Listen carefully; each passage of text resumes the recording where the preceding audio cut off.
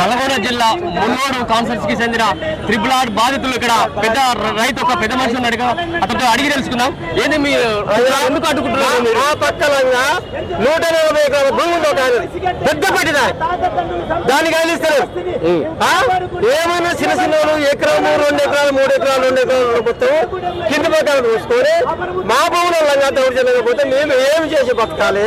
మేము రైతులు ఒక్కొక్క పని చేసి రైతు కూలి చేసుకొని బతకాలి. మేము మా భూములు మళ్ళీ ఆ భూములలో పోతాడు, పెద్ద భూములు వద్దు, చిన్న చిన్నోళ్ళే పోవాలి, మొత్తం చిన్నోళ్ళే. ఇది మేము ఎట్లా ఈ ప్రభుత్వాన్ని కొన్ని చెరువు కొన్ని ప్రాజెక్టులు కొన్ని జాగ్రత్త రోడ్డు కడివాయి.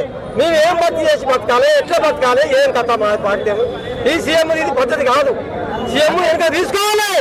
సీఎం డామ్ డామ్ సీఎం డామ్ డామ్ డామ్